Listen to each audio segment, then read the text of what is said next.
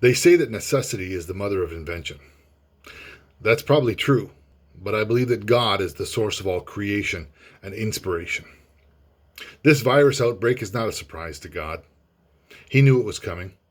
He didn't cause it, as I see some people claiming, but God knew it and planned for it and will make something bigger and better come out of it. In the 7th chapter of Judges in the First Testament of God, God speaks to Gideon and he says, "There are still too many men. Take them down to the water and I'll sift them for you there. If I say, 'This one shall go with you,' he shall go. But if I say, 'This one shall not go with you,' he shall not go." This was a process of pruning for God.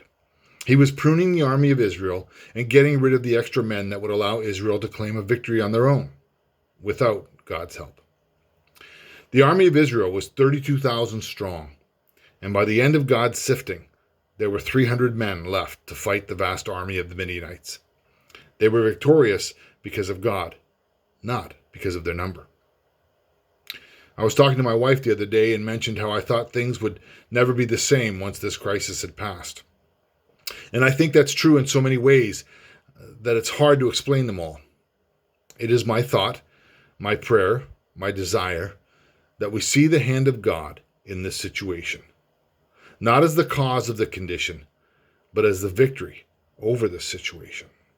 As we find ourselves being pruned, as we are unable to keep up with the hectic pace of our lives, as we are kept from filling our every waking moment with stuff, let's fill our minds and our hearts with thoughts of Christ and his love for us.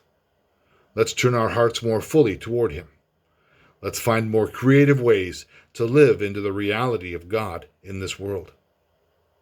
God loves you, and he wants you to be his child. Rest in him.